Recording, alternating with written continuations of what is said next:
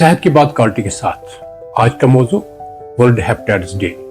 Viral hepatitis जिसके causes hepatitis A, B, C, D, E और delta.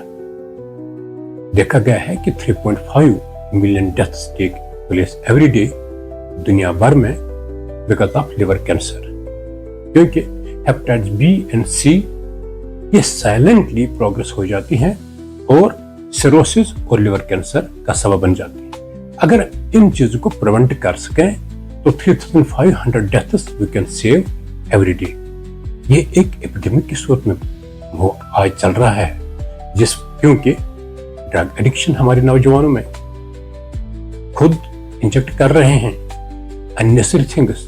Drug abuse जो हो रहा है खासकर इंजेक्टेबल्स का, और एक ही सिरेंज गुप्त में इस्तेमाल हो जाती है, उनको पता नहीं चलता है कि हम क्या कर रहे हैं। उसकी वजह से देखने को मिल रहा है हमारी कम्युनिटी है उसमें भी बहुत सारे पेशेंट्स हेपेटाइटिस बी एंड सी।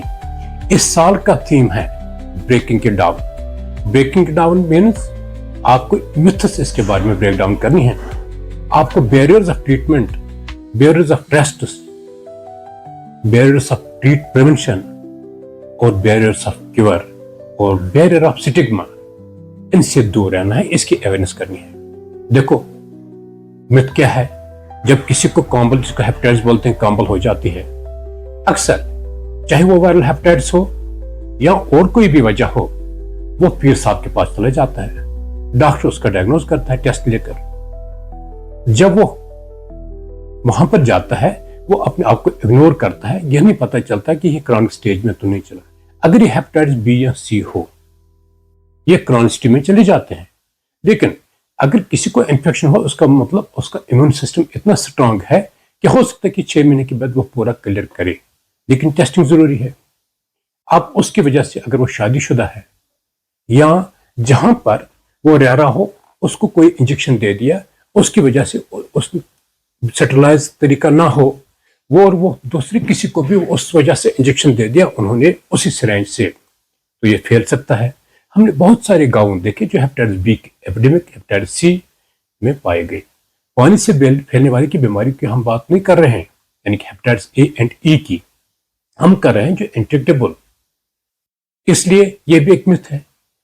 इसका मतलब डॉक्टर के पास जाना है, ट्रीटमेंट कराना है और देखना कि क्रॉनिक कंडीशन में तो नहीं चली, क्योंकि एक वक्त ऐसा आ जाता है हमारे पास पेशेंट्स आते जब उन्हें ये साइलेंट डिजीज है कि उस वक्त हमारे पास पेशेंट जब उनको पेट की डिस्टेंशन हुई होती हो, जब उनको वेरिसेस हुई होती है, बहुत सारे हमारे पास कोमा में आते हैं, बहुत सारे खून की उल्टी लेकर या ब्लैक मोशन लेकर आते हैं, उस वक्त बहुत देर हुई होती है।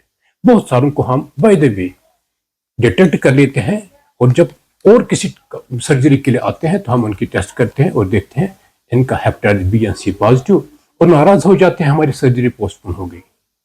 नहीं, यह जरूरी है जहां पर भी, चाहे डेंटल सेक्शन हो, चाहे सर्जरी सेक्शन हो, चाहे कोई भी क्लिनिक हो, स्क्रीनिंग इंपॉर्टेंट है।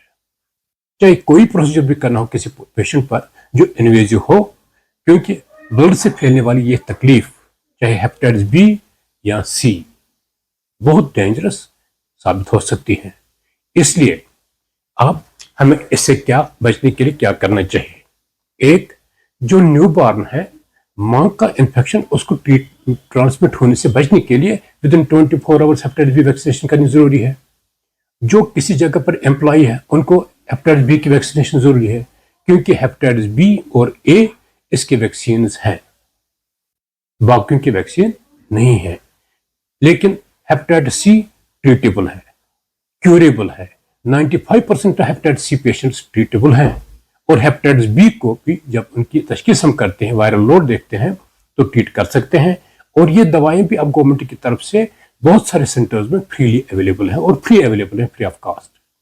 गर्ज ये है कि हमें ये चीजें, जो स्लोगन है इस वर्ल्ड हेपेटाइटिस डे का, breaking it down, that means we have to break down the myths, we have to test, we have to treat, we have to prevent, so that हमारी कम्युनिटीज सेहतमंद हो। और जरूर जहां पर भी ड्रग एडिक्शन का जो ये ताउन फैल गया है, इससे हमें दूर रहना चाहिए।